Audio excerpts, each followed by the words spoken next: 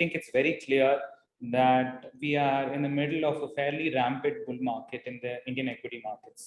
So in this call, in the middle of a bull market, people are more so interested in which are the stocks to make money and what are we not holding, what are we not doing well, etc. So the more important question that I want to be doing in this call, just slightly different from rest of the calls, is to basically give an overview of the fund performance, the activity that we've done in the last quarter that's gone by. And just to set the context, right, why Magdalene mentioned third quarter, she's talking about calendar year and not financial year. And then move on to setting some of the facts straight around many of the media narratives that are floating around versus what we think that is actually happening. And finally, opening up the floor to Q&A, which is where we would like to spend more of our time. What normally happens in markets is, especially in a bull market like that we are in today, right? Very rarely do we actually ask the question, what can go wrong, right? We normally tend to ask the question in bear markets, which makes us a lot more risk averse versus in bull markets, which is actually where we need to focus a lot more on the downside. It may be counterintuitive, but that's what actually ensures equities results in longer term compounding. So like we normally start our call, just to give you a recap from what we said when we finished our June quarter call, right? So we spoke about our portfolio, the way we looked at it being one of the healthiest since inception. And why did we make that statement? Because the cash flow growth of the portfolio was compounding at almost 21% annualized, right? And that's what matters to us from the health of our portfolio. What's the cash flow growing at? There was valuation comfort within our portfolio, right? What I mean by that was the return that the portfolio was generating was actually less than the cash flow growth. And that, according to us, is valuation comfort. We looked at liquidities being adequate and sufficient on the ground for the foreseeable future. And we basically said that the flows into equities were only beginning. This was back in June, right? And we also made a statement saying that looking back, which I'll continue to make, we will continue to look back over the next few years at March 2020 as the biggest financialization event for India. Right? Obviously, it needn't have happened the way it did, but unfortunately, we can't reverse things. So we'll have to play with what's given to us. In terms of the fund performance, we're basically breaking down the fund performance from a calendar year perspective, right? So every year, putting the fund performance in context with Nifty 50 in order to basically look at how the fund is done. Has it underperformed, outperformed? If so, why? And what are the pockets in which we are doing well as a fund? So since inception, if we look at how the fund is actually done, we've generated a cumulative return of 205% over a little over 4.75 years since inception. In the same period, Nifty is done 115%, which has resulted in a compound IRR-based excess return of 9% per annum. Right. And when if people have listened to us on multiple calls, we've always maintained that the objective of running this fund as a single strategy multi-cap focus fund is to continue to beat the index by 6%. That is the target that we set for ourselves. And where did that 6% come from? Because the cash flow growth of Nifty is around 10 to 11% historically and today. And we believe that our portfolio should grow the cash flows. That's what we look at, the kind of companies that we want to be investing in at a high teens IRR. And that's the difference as to why we should be generating a cumulative IRR of, an annualized IRR of excess of 6% over 5-year cycles. The same graph put in another way, right? 1 rupee invested in the fund would be roughly worth 3.05 today versus 2.15 in Nifty. And that gives an annualized IRR of around 9% excess over the benchmark return. One thing that I will always talk about is where is this excess return coming from in shorter periods of time, right? So we always like to talk as fund managers, as portfolio managers, we always like to talk about long term. And we are also guilty of using the word long term in a very liberal way, right? So we'll also have to see what is generating this excess return in shorter buckets. And when we break it down into shorter buckets, which is on a quarterly basis, obviously Nifty over, let's say, close to 19 quarters since inception of the fund has gone through up and down markets. It doesn't feel like it's gone through down markets with the recency bias that we are in, but it has gone through significant down markets in the last 4.75 years. So if you break that down, right, roughly we are talking about our fund has outperformed Nifty 8 out of 15 up quarters. And more importantly, it's outperformed Nifty on 3 out of 4 down quarters. So just look at the stark difference, right? In a bull market where everything is going up, we are outperforming Nifty around 55% of the time. But just by outperforming Nifty in bear markets, where the market takes you down, the ability for you to generate a 9% IRR, which is fairly significant, exists. What I'm trying to drive home is, end of the day, when in bull markets everyone makes money, it's very easy to look and say, I want to change my philosophy and go after greed. But unfortunately, that's what takes you down during bear markets. So as long as we continue to do this, which is basically protect capital during down markets, continue to compound capital during bull markets, we believe that we will achieve this target over every 5-year bucket that we continue to manage money in. I want to spend some time talking about new portfolios today. So as you are aware, it's no surprise, mutual fund volumes have gone up, mutual fund SIPs have gone up, PMS volumes have gone up, PMS monthly inflows are robust. So end of the day, it's really important to spend some time. How do we construct new portfolios? I've always highlighted we are not a model portfolio firm. Just because we have a company that we like and it's done well, we doesn't mean we build the same exposure in a new portfolio that's just come, not paying attention to valuations. We don't like to be doing that. For us, valuations are as important. Though the growth of the portfolio and the health is more important, valuations do come third down the pecking order around how we look at the business. So for us, in this kind of a market, we will take some time to build portfolios and ramp it up into its complete portfolio, like some of the older portfolios that have been with us for the last 2 years.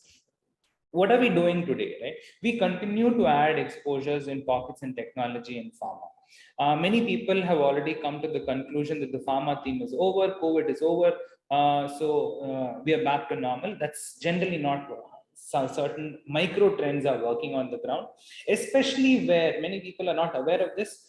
Most of the pharma companies that we own, right, the raw material cost from an import perspective from China is less than 20%, right? So end of the day, many of these companies are backward integrated from a supply chain perspective, so they have less of a pricing pressure that they have to deal with, which means their margins are not coming down. So if you look at why their gross profit margin is still healthy in a market where commodity prices are growing up, this is the reason. And that's the reason we are going after those pockets. And many people have asked us this in the last 1.5 weeks. As we write, we communicate, some investors write back to us as well. If you've been with us for, let's say, more than 1.5 years, you would have a reasonably good size position built in one of our earlier companies called IEX, right? Indian Energy Exchange.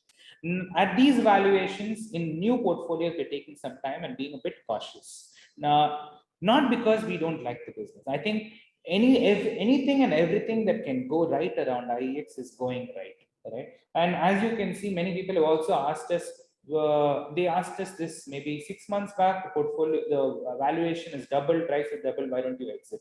That's not how we think about risk either, right? These are structural companies. They're going through a structural change. These are very early stage growth stories, the way we think about it. There are risks, but we will monitor those risks a long time. So for us, it's just not about saying it's a good company, let's buy it at any price. We will be cognizant of the valuations. There is a bit of euphoria building up in the business. I think from a fundamental perspective, the power shortage crisis that we are seeing, not so much in India, but more so in China, spreading to UK. I think somewhere it will affect India, though most of the Indian analysts believe that India is insulated. That's not my view. I think all of that is going to be a big tailwind for IEX. So I think it's important to realize that these are positions that are structural in nature. We will bring it into the new portfolios, but we'll be a bit cognizant from a valuation perspective. Third thing, why are we taking some time to deploy capital? Right. So the framework around which we think about risk at any point of time is to basically say, what is the sentiment in the market at any given time, and where is the maximum pain going to be if the market moves up or if the market moves down. Both can cause pain. In the last 1.5 years, I continued to maintain and believe and highlight that the pain was if the market moved up. The reason I continue to make that statement is every investor I spoke to always said this makes no sense. Right? They said valuations are making no sense, equity markets are overinflated, we are going to crash, we need a correction. This was the narrative right from June 20 all the way up till roughly around June 21. Somewhere there it started shifting. Today, the narrative has completely moved on to the other side. And this is the narrative that I'm hearing for the first time since we managed capital for the last 4.75 years. People are no longer talking about the downside. People are saying, how can I make money? In which sector can I make money next month? This is the narrative that we are dealing with today. And unfortunately or fortunately, India is always going to be a market where if US sneezes, India will catch some amount of cold. There is no denying it. So one needs to be cognizant of the sentiment of the market, the valuations of the market, and then obviously look at things from a micro portfolio perspective around the health.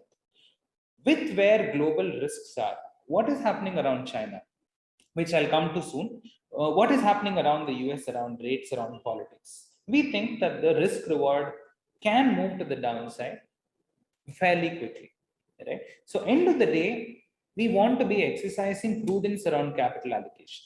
This is not to say we want to be exiting stocks. That's not the point. The point is when we are making capital allocation decisions, we want to be exercising prudence. If you had heard us speak about capital allocation from a March 21 perspective, we would have been a lot aggressive, right? We would have deployed capital in, I would say, 20, 25 days at that time. Today, the way I see things, it is going to take much longer. Gun pointed to my head, I would say roughly around 4 to 5 months. That's how we think about capital allocation, because for us, risk is always as important, in fact, more important than the upside, because the upside takes care of itself in equities as long as you get your fundamentals right. How are we positioned from a portfolio perspective, right?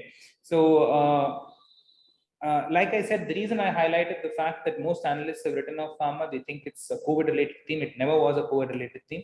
It was a manufacturing-related theme with a lot of outsourcing happening into India, and where companies have backward integrated into the manufacturing supply chain, you would see significant tailwinds still come through, and that shows in our pharma exposure. We have exposure across large. We run a multi-cap fund. Though we don't think about risk from a large, mid, and small cap perspective, I break it down such that investors can bucket it if they want it along these lines. From our perspective, it's about cash flow growth. Whether I get it in a small cap like an IEX or a Nazara, or I get it in a large, a mid cap like a Syngene, or a large cap like HDFC Bank, it doesn't matter for us. What matters is the IRR that each of these businesses can generate. And that goes back to the cash flow growth that each of these businesses can generate, right? Moving on, the last theme that we want to be covering, right? And this is a narrative that's been spun in the media. And I think most analysts have also bought into this narrative. The narrative currently is China plus one story, along with all the negative news around China. Started off with EdTech, started off with Bitcoin being banished, started off with capital flow getting affected. That was a narrative again. Capital started off with diversification of the US manufacturing into India. Means FII flows into China have stopped. Right? This was the broad narrative. And with whatever China is doing with Australia on the power side, causing coal shortages, there is even more of a fuel to the fire saying that India flows are going to increase from FIIs and are increasing from FIIs. So the hypothesis has been laid by the media, by the analyst community at large. And we wanted to be testing this because it didn't make sense as far as we were concerned. So let me give you some data points just to understand why it doesn't make sense and what is actually happening on the ground, right? The FII flows into India over the last 6 months have not materially increased. And this graph basically explains that. It tells you over the last 1 year, calendar year, how much have the FII flows grown. So between March, which was the peak, March 31st, to September end, which is where we stand as of today, the FII flows have not materially changed into India, right? So I'm putting two graphs without naming the two graphs for a reason. There's one graph on the left, which talks about the FII flows into a certain country. There is one graph on the right, which talks about FII flows into another country. If I put this in the public domain and ask the media to say what, the media would say the left is clearly India, right? Unfortunately, that's not the case. The left is China. So while people are basically saying that China money is coming out, no. The marginal dollar from Asian funds or US endowments are going into China, right? I'm not saying the money is not coming into India, but bigger money has actually come into India in the past. Flows have been strong. I'm not saying anything around that. Flows will be strong because we continue to believe India is an inflection point. But the narrative saying that China outflows is benefiting India is not true. At least that's not what data is telling us. So if that's not what is the case, where is the outflow even coming from as far as Asia is concerned? Because from an US endowment perspective, it's emerging market risk. And within that, there's a China bucket, there is a Japan bucket, there is India bucket, there is Taiwan bucket, Korea bucket. So effectively, what's happening through this table is it explains to you the FII inflows on a year-on-year basis, right? So where are the outflows? The outflows are not from China, it's from ASEAN. Korea has seen a lot of outflows. With the semiconductor shortage, Taiwan has seen a lot of outflows. Indonesia, Thailand. So ASEAN has basically been given lesser weightage, and that's why the money has actually gone in China and then into India. So basically, it's important to realize the fact that when a narrative is being spun, unless and until we back it out with data, it doesn't really give us the full picture. So that's something that I wanted to break down. So if FI inflow has not massively caused this move up, what is it? It's the domestics, right? So effectively, the money that has flowed into India significantly, which has propped up the equity markets at large, right, over the last 6 months, has been predominantly domestic money. Now, there is no narrative that I'm basically saying which says FI money is sticky, which is good, or domestic money is bad. No. End of the day, money flow is money flow. When money flow comes into equities, that props up prices, it's good for the country. But it's important to realize where or what kind of investors are propping up the market, because that gives us a sense of risk reward at any point of time. And it's important to split the narrative from the actual facts. So final thoughts to conclude this presentation before we move into the Q&A, right? Clearly, we've been saying this for a while. It's nothing new today. Environment from an equity perspective is its best, right? The sentiment is good. Earnings growth is back. India is at an inflection point as far as the global investor is concerned. It's strong. The fundamental shape of our portfolio at ITIS, we believe, is robust, measured by how I spoke to you about the cash flow growth. The inflows into India are driven by domestic inflows rather than the China plus one narrative that keeps being thrown out in the market. India continues to be, this is from a global investor, multiple global investor conferences that we've been part of. India continues to be the best geography from a risk deployment perspective. The risks in the near term, according to us, continue to stem from a global perspective. People don't talk about risks today. Where can it come from? It can come from multiple sides. It can come from input inflationary pressures. It could come from power prices escalating. At the moment, no one talks about it, which means there is a risk that one needs to be wary of as well. And finally, I'd like to say that the laxity in the market especially around the sentiment when I talk to investors, as well as the expectation naturally on the back of it seems to be at an all-time high. So around this, I want to end our presentation and